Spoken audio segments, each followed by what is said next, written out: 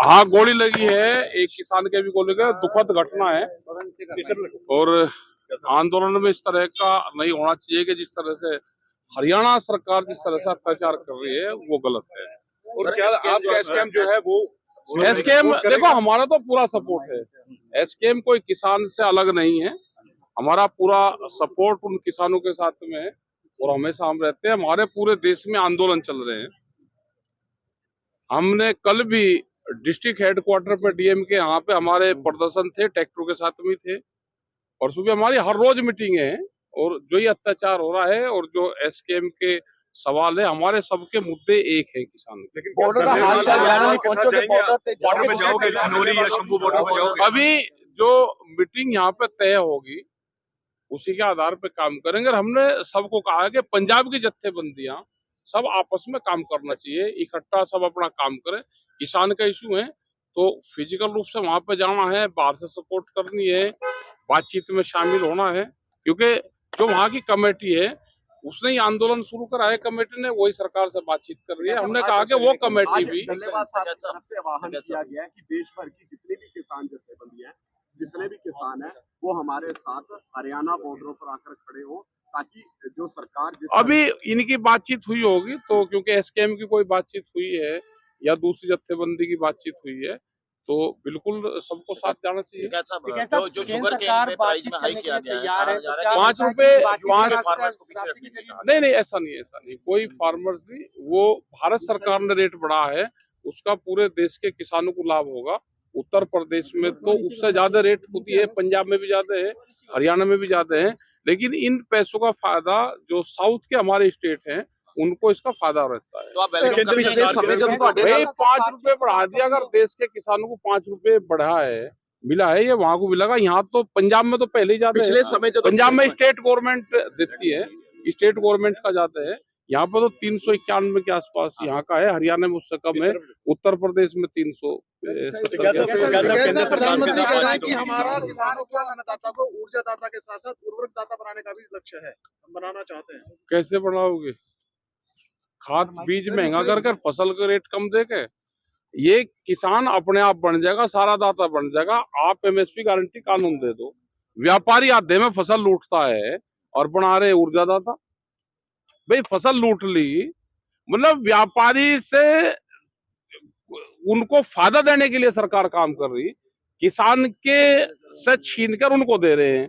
वो नहीं बताने के कि व्यापारी को हम कानून बनाएंगे और व्यापारी से जो लूट मच रही है वो देंगे, और जो एमएसपी के नाम पे गलत प्रचार कर रहे हैं वो बताओ ना। समझ जो केंद्र सरकार ने ऑफर दिया था कि 5 फसलों पे हम क्यों दे 5 फसलों पे? पहले तो एक चीज कहते हैं आप लोगों के माध्यम से ही कि पूरे देश के किसानों को मिलना चाहिए और फसलों को भी मिलना चाहिए।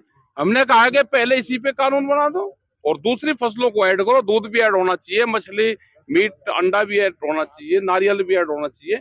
लेकिन पहले सरकार जो 23-24 फसलें है उसी को कानून बना दो। दिल्ली मार्च में पार्टिसिपेट करेंगे सर आप? दिल्ली तो गाजियाबाद से सोनीपत से वंत नजदीक है सर कैमरे की तरफ। हाँ जी, ये शंभू बॉर्डर खनौरी पे जो बैठे हैं आप लोग जाएंगे? देखो हम ये है कि एसकेएम की और जो वहाँ की कमेटी है उनकी कोई बातचीत हुई होगी, शायद चंडीगढ़ में मीटिंग इसीलिए रखी कि कोई बातचीत हो और इसका समाधान निकले। ये लड़ाइयाँ लंबी हैं, एक मोर्चे से नहीं। दिल्ली को जैसे चारों तरफ से पहले घेरा था उसी तरह से दिल्ली घिरेगी, और वो कितने दिन बाद में मान लेगी वो सबका है। सब किसानों को इकट्ठा रहना चाहिए, अकेले नहीं लड़ना चाहिए।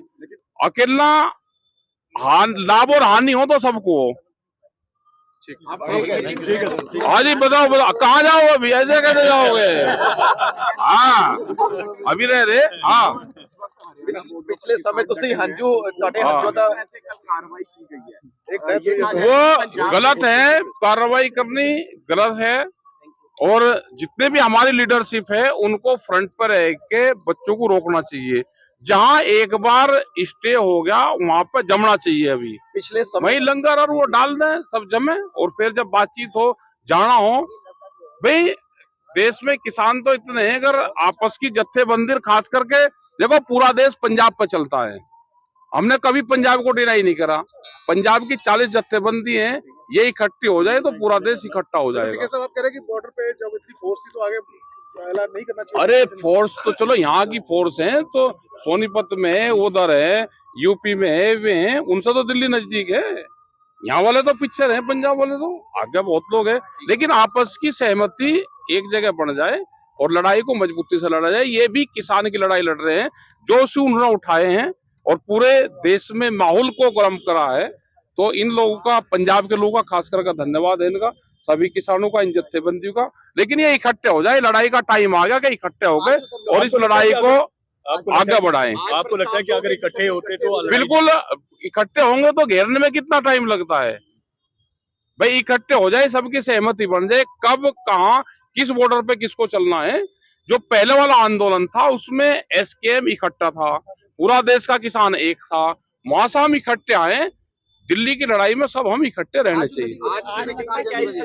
यहाँ पे अभी देखेंगे किस का कौन को। आप इस तरह का प्रस्ताव लेके जा रहे नहीं, हैं हम कि तो इकट्ठे हो जाएं? नहीं, हमने तो बार बार कहा है कि सब भाई इकट्ठे हो जाओ। हमको पूरा पंजाब मानता है, पूरे देश का किसान पंजाब को मानता है।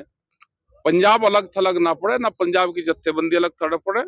सिख कौम को जिस तरह से बदनाम करने की एक साजिश रची जा रही है, इसका असर सीधा किसानी पे पड़ेगा, पंजाब पे पड़ेगा। भारत सरकार चाहती है कि आंदोलन इलेक्शन के बाद तक लंबा चले, जिससे किसान और सिख समाज को बदनाम करा जा सके। यह उनकी साजिश है, उसकी गिरफ्त में नहीं फंसना चाहिए।